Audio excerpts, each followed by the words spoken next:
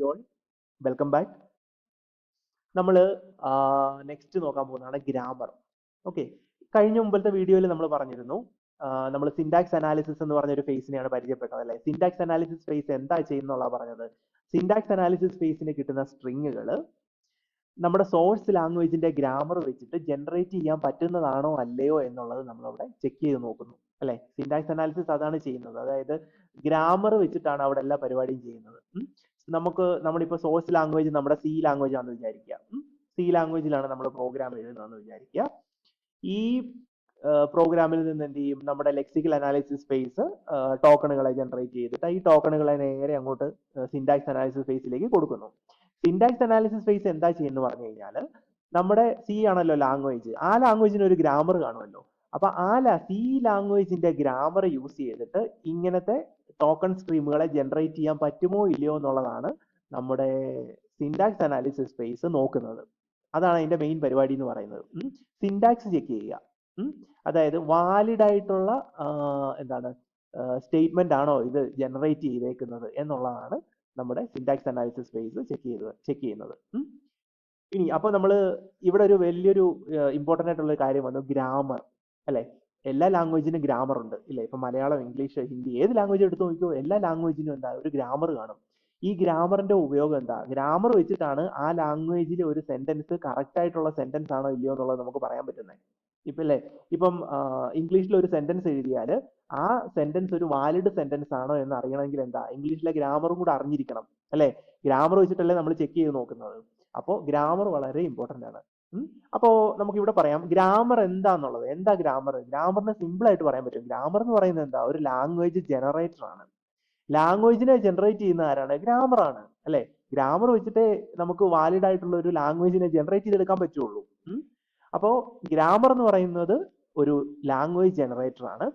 ഇനി കുറച്ചും കൂടെ ഫോർമൽ ആയിട്ടൊരു ഡെഫിനിഷൻ പറയുവാണെങ്കിൽ ഗ്രാമറിനെ നമുക്ക് G = VTPS എന്ന് പറയാം.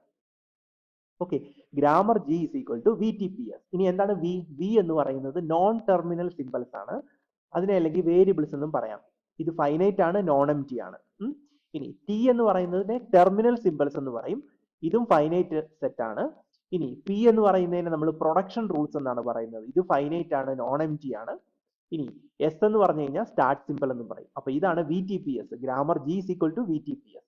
ഓക്കെ, ഇങ്ങനെയാണ് നമ്മൾ ഫോർമൽ ആയിട്ട് ഡിഫൈൻ ചെയ്യുന്നത്. ഇനി നമ്മൾ ഗ്രാമറിന്റെ കേസ് ഞാൻ കുറച്ച് മുമ്പേ പറഞ്ഞപ്പോഴത്തേക്കും നമ്മൾ രണ്ട് സിമ്പിളിന്റെ കേസ് പറഞ്ഞല്ലേ, terminal symbol, non terminal symbols എന്നൊക്കെ നമ്മൾ പറഞ്ഞു അല്ലെ. അങ്ങനെയാണെങ്കിൽ എന്താണ് ഈ terminal symbol, non terminal symbols? ഗ്രാമറിന്റെ മെയിൻ ആൾക്കാരെ ഇവർ രണ്ടുപേരും, ഈ രണ്ട് സിമ്പിളുകൾ, ടെർമിനൽസും നോൺ ടെർമിനലും.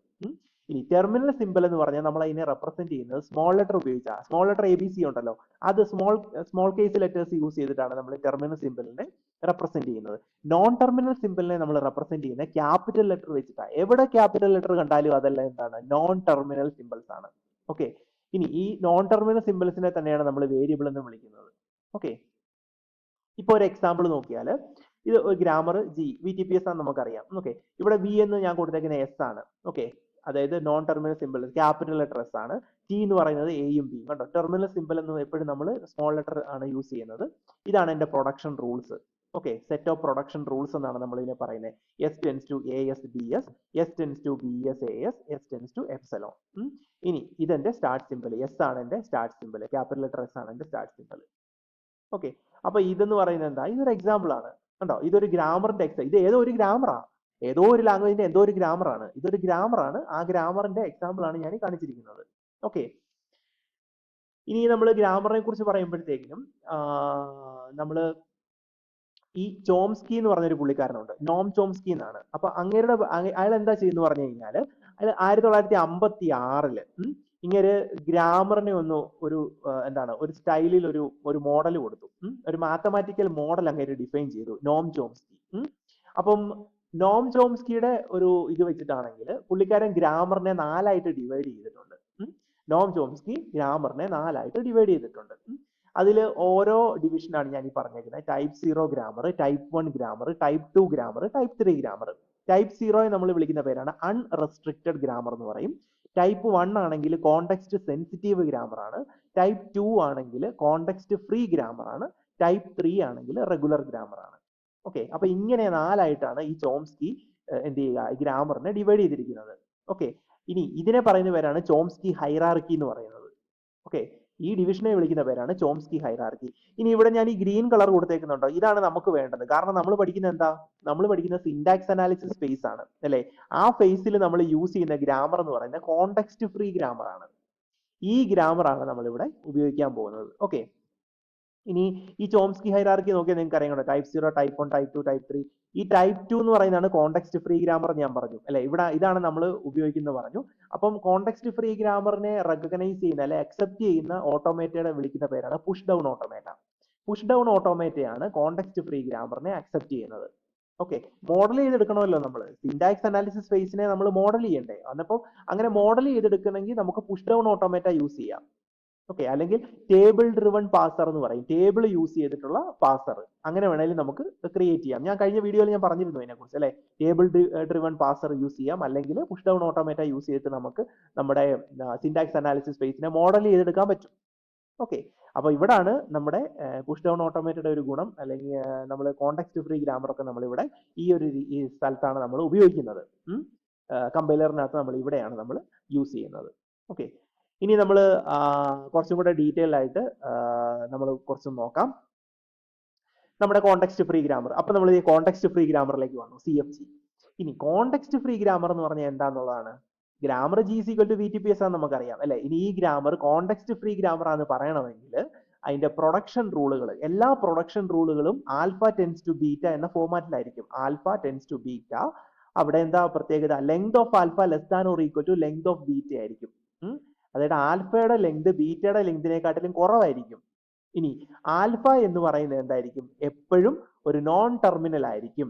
എന്ന് പറഞ്ഞു കഴിഞ്ഞാൽ നമ്മുടെ ഈ ആരോയുടെ ലെഫ്റ്റ് സൈഡിൽ എപ്പോഴും എന്തേ വരുള്ളൂ, ക്യാപിറ്റൽ ലെറ്ററേ വരുള്ളൂ. ഓക്കെ, ആരോയുടെ ലെഫ്റ്റ് സൈഡിൽ എപ്പോഴും ക്യാപിറ്റൽ ലെറ്റർ ആയിരിക്കും വരുന്നത്. ഇതാണ് കോണ്ടെക്സ്റ്റ് ഫ്രീ ഗ്രാമർ എന്ന് പറയുന്നത്. ഇവിടെ എക്സാമ്പിൾ നോക്കിയേ, ഇവിടെ ഈ പ്രൊഡക്ഷൻ റൂളുകൾ നോക്കിയാൽ നമുക്ക് മനസ്സിലാവും കേട്ടോ. പ്രൊഡക്ഷൻ റൂൾ നോക്കിയാൽ നിങ്ങൾ ഈ ആരോയുടെ ലെഫ്റ്റ് സൈഡിൽ നോക്കുക, എല്ലാം ക്യാപിറ്റൽ ലെറ്റർ ആണ്. ക്യാപിറ്റൽ ലെറ്റർ ആണ് ലെഫ്റ്റ് സൈഡിൽ വന്നിരിക്കുന്നത്. അപ്പം ആൽഫ ടെൻസ് ടു ബീറ്റ എന്നുള്ള ഫോർമാറ്റിലല്ലേ എല്ലാം കിടക്കുന്നത്. ആൽഫ ടെൻസ് ടു ബീറ്റ, ഇതും alpha tends to beta, alpha tends to beta എന്നുള്ള ഫോമിലാണ് ഈ ഒരു പ്രൊഡക്ഷൻ റൂളുകളെല്ലാം കിടക്കുന്നത്. Length of alpha less than or equal to length of beta അല്ലേ. അതായത് ലെഫ്റ്റ് സൈഡിലെ ലെങ്ത് റൈറ്റ് സൈഡിലെ ലെങ്തിനെക്കാട്ടിലും ചെറുതല്ലേ. റൈറ്റ് സൈഡിൽ എത്ര സിമ്പിൾസ് ഉണ്ട്, 1, 2, 3, 4. ഇവിടെ ഒന്നേ ഉള്ളൂ കണ്ടോ, ഇവിടെ 4 ഉണ്ട്, ഇവിടെ ഒന്നേ ഉള്ളൂ, ഇവിടെ 1, ഇവിടെ 1 കണ്ടോ. അപ്പൊ less than or equal to എന്നാ പറഞ്ഞേക്കുന്നത്. അപ്പോ കുറവോ അല്ലെങ്കിൽ സമമോ ആയിരിക്കും അല്ലെ. അപ്പം ഇതാണ് നമ്മുടെ ആ ഫോർമാറ്റ്. പിന്നെ ലെഫ്റ്റ് സൈഡിൽ എന്തായിരിക്കും, ലെഫ്റ്റ് സൈഡിൽ എപ്പോഴും എന്ത് വരുള്ളൂ, ക്യാപിറ്റൽ ലെറ്ററേ വരുള്ളൂ. ലെഫ്റ്റ് സൈഡിൽ എപ്പോഴും ക്യാപിറ്റൽ ലെറ്ററേ വരുള്ളൂ. ഓക്കെ, അപ്പൊ ഇതൊരു നമ്മുടെ കോണ്ടെക്സ്റ്റ് ഫ്രീ ഗ്രാമർ. ഇങ്ങനെയാണ് നമ്മൾ കോണ്ടെക്സ്റ്റ് ഫ്രീ ഗ്രാമറിനെ ഐഡന്റിഫൈ ചെയ്യുന്നത്. ഓക്കെ, ഇങ്ങനെയാണ് നമ്മൾ കോണ്ടെക്സ്റ്റ് ഫ്രീ ഗ്രാമറിനെ എഴുതേണ്ടത്. ഇനി ഇവിടെ നോക്കി കഴിഞ്ഞ് കഴിഞ്ഞാൽ ഇതെന്ന് പറയുന്നത് എന്താണ്, കോണ്ടെക്സ്റ്റ് ഫ്രീ ഗ്രാമർ തന്നെയാണ്. നോക്കിയേ, ലെഫ്റ്റ് സൈഡിൽ ആകെപ്പാടെ എല്ലാം വന്നേക്കുന്ന ക്യാപിറ്റൽ ലെറ്റർ ആണ്. ഇതും കോണ്ടെക്സ്റ്റ് ഫ്രീ ഗ്രാമർ തന്നെയാണ്. ഓക്കെ, അപ്പൊ ഇതൊക്കെ ഒരു എക്സാമ്പിൾ ആണ്. ഇനി ഈ കോണ്ടെക്സ്റ്റ് ഫ്രീ ഗ്രാമറിന് കുറെ ആപ്ലിക്കേഷൻ ഒക്കെ ഉണ്ട്, പല സ്ഥലങ്ങളിൽ നമ്മൾ ഉപയോഗിക്കും. ഡിഫൈനിങ് പ്രോഗ്രാമിംഗ് ലാംഗ്വേജ്, പ്രോഗ്രാമിംഗ് ലാംഗ്വേജിനെ ഡിഫൈൻ ചെയ്യാൻ വേണ്ടിയിട്ട് ലാംഗ്വേജ് ആണല്ലോ നമ്മുടെ ഇവിടെ മെയിൻ ആൾക്കാർ അല്ലെ. നമ്മൾ ഇത്ര നേരം പറഞ്ഞുകൊണ്ടിരുന്നത് ലാംഗ്വേജിന്റെ പരിപാടിയായിരുന്നു അല്ലെ. ലാംഗ്വേജ്, ആ ലാംഗ്വേജിന്റെ ഗ്രാമർ വെച്ചിട്ട് കിട്ടുന്ന ഒരു സ്ട്രിങ്ങിനെ ജനറേറ്റ് ചെയ്യാൻ പറ്റുമോ ഇല്ലയോ എന്നുള്ളത് നോക്കുന്നു അല്ലെ. ഇനി നോക്കിയതേ, ഇവിടെ പാഴ്സിംഗിൽ യൂസ് ചെയ്യുന്നുണ്ട് അല്ലെ. അതായത് സിന്റാക്സ് ട്രീ കൺസ്ട്രക്ട് ചെയ്യാൻ വേണ്ടിയിട്ട് പാഴ്സർ യൂസ് ചെയ്യുന്നുണ്ട് ഈ പറയുന്ന കോണ്ടെക്സ്റ്റ് ഫ്രീ ഗ്രാമറിനെ അല്ലെ. ഇനി പ്രോഗ്രാമിംഗ് ലാംഗ്വേജിന്റെ ട്രാൻസ്ലേഷന് വേണ്ടിയിട്ട് യൂസ് ചെയ്യുന്നുണ്ട്. അരിത്തമാറ്റിക് എക്സ്പ്രഷൻസിന് വേണ്ടിയിട്ട് അത് ഡിസ്ക്രൈബ് ചെയ്യാൻ വേണ്ടി നമ്മൾ യൂസ് ചെയ്യുന്നുണ്ട്. ഓക്കെ, കമ്പൈലർ കൺസ്ട്രക്ഷന് വേണ്ടി യൂസ് ചെയ്യുന്നുണ്ട് കണ്ടോ. ഇതിപ്പം ഈ കോണ്ടെക്സ്റ്റ് ഫ്രീ ഗ്രാമർ എന്ന് പറയുന്നത് ഇതിന്റെ ആപ്ലിക്കേഷൻ ആണ് ഞാനിപ്പോ പറഞ്ഞത് കണ്ടോ. എല്ലായിടത്തും നമ്മൾ ഇതൊക്കെ യൂസ് ചെയ്യുന്ന സംഭവമാണ്. അപ്പൊ ഇതാണ് നമ്മുടെ കോണ്ടെക്സ്റ്റ് ഫ്രീ ഗ്രാമർ എന്ന് പറയുന്നത്. അപ്പോ നമ്മൾ ബാക്കിയുള്ള കാര്യം നമ്മൾ നെക്സ്റ്റ് വീഡിയോയിൽ നോക്കാം. ഓക്കെ.